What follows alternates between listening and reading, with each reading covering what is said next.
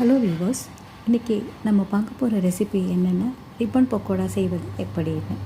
இதுக்கு தேவையான பொருட்கள்: பச்சரிசி மாவு 1 கப்பு, கடலை மாவு 2 கப்பு, வெண்ணெய் 25 கிராம், மிளகாய்த்தூள் 1 தேக்கரண்டி, கேசரி பவுடர் 1 சிட்டிகை, பெருங்காயத்தூள் 1 சிட்டிகை, பூண்டு விழுது 1 தேக்கரண்டி, உப்பு தேவையான அளவு, எண்ணெய் பொரிக்க தேவையான அளவு. இதை எப்படி செய்யலான்னு இப்போ பார்க்கலாம். ஒரு கடாயில் நீங்கள் வீட்டில் அரைச்ச அரிசி மாவாக இருந்தால் அதை லேசாக வறுத்து எடுத்துக்கோங்க. கடையில் வாங்குகிற மாவாக இருந்தால் நீங்கள் அப்படியே நேராகவே சேர்த்துக்கலாம்.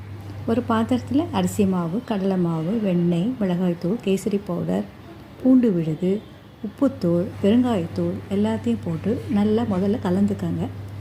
பிறகு அதில் ஒரு லேசாக தண்ணி தெளித்து கொஞ்சம் கொஞ்சமாக பிசையணும். ஒரே நேரத்தில் மொத்தமாக தண்ணி அப்படியே ஊற்றிடக்கூடாது.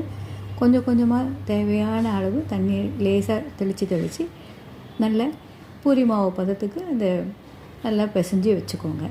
வானொலியை அடுப்பில் வச்சு எண்ணெய் ஊற்றி நன்றாக காஞ்சதும் முறுக்கு குழாயில் ரிப்பன் பக்கோடாக்குன்னு ஒரு அச்சு வருது. அந்த அச்சு போட்டு நேராக அப்படியே நீள வாக்காக அப்படியே நீங்கள் கடாயில் நேராகவே அப்படியே புழிஞ்சு விட்டுடலாம். அப்புறம் நல்லா சிவந்ததும் எடுத்து வச்சுக்கோங்க. சுவையான ரிப்பன் பக்கோடா தயார். இதை பற்றி நீங்கள் உங்களோட ஃபீட்பேக்கை எனக்கு கொடுங்க. தேங்க்யூ. மீண்டும் ஒரு நல்ல ரெசிபியில் சந்திக்கலாம்.